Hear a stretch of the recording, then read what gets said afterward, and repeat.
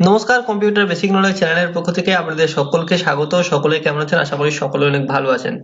তো আজ আমরা শিখব যে কিভাবে এমএস ওয়ার্ড থেকে আমরা লেখাটা লিখে নেব এবং কিভাবে সেটাকে গুগলের মাধ্যমে আমরা কনভার্ট করতে পারি, পিডিএফ এ কনভার্ট করতে পারি। তো প্রথমত আমি বেশি কথা না বাড়িয়ে চলুন সরাসরি ভিডিওতে যাওয়া যাক। তো প্রথমত আমি যে কাজটি করব সেটি হলো যে আমি সমান চিহ্ন দিয়ে আর এ এন দিয়ে কি করব, প্রথম বন্ধনী দ্বিতীয় বন্ধনী দিয়ে আমি তিনটে প্যারাগ্রাফ নিয়ে নিলাম। এবারে এখান থেকে ধরুন আমি এখান থেকে কিছু একটা পিকচার ইনসার্ট করে নিচ্ছি। তো এখান থেকে সিম্পলি এখান থেকে আমি জাস্ট এটাকে নিয়ে এখান থেকে করে দিলাম এবং ফরম্যাট আসার পর এটাকে র‍্যাপ টেক্সটিং করে একটু ইনফর্ম অফ টেক্সটে গিয়ে এটাকে একটু সরিয়ে দিলাম। ওকে, তো তারপরে আমি এখান থেকে এবারে সেভ করে নেবো। তো সেভ ফাইলে আসার পর সেভ এজে এসেছি।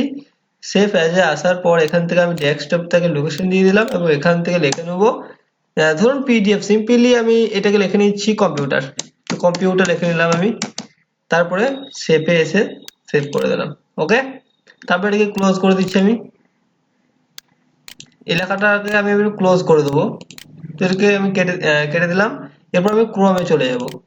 তো ক্রোমে যাওয়ার পর এখান থেকে আমি সার্চ করব।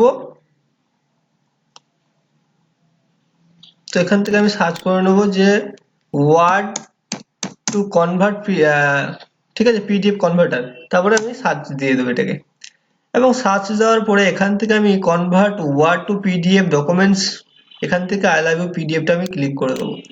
তো এই জায়গায় আমি ক্লিক করে দেবো, I love PDF A click করে দিলাম এবং এখান থেকে আমি যে কাজটা করবো যে সিলেক্ট ওয়ার্ড ফাইলটাকে আমাকে দিতে হবে। তো ওয়ার্ড ফাইল আমি যেটাকে দিয়েছিলাম সেটাকে আমি দিয়ে দেবো। তো আমি ডেস্কটপে ফাইল করেছিলাম কম্পিউটার বলে, তো কম্পিউটারটাকে এখানে ওপেন করে দিচ্ছি এবং ওপেন করে দেওয়ার পর এখান থেকে এই যে দেখতে পাচ্ছি কনভার্ট টু পিডিএফ, সেই জায়গায় আমাকে ক্লিক করে দেবো আমি। তো আমি ক্লিক করে দিয়েছি। এরপর এখান থেকে আমাকে ডাউনলোড পিডিএফ এ ক্লিক করতে হবে। তো আমি ডাউনলোড পিডিএফ এ ক্লিক করে নিচ্ছি এবং এটাকে ডাউনলোড করে নিচ্ছি।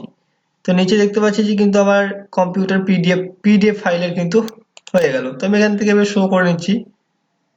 তো দেখতে পাচ্ছি কিন্তু যে আমার জিনিসটা কিন্তু পিডিএফ ফাইলে কি হলো না, সেভ হয়ে গেল, পিডিএফ ফাইলে সেভ হয়ে গেল। তো খুব সহজেই আমরা কিন্তু এইভাবে কি করতে পারি না, পিডিএফ ফাইলে কিন্তু কনভার্ট করে নিতে পারি।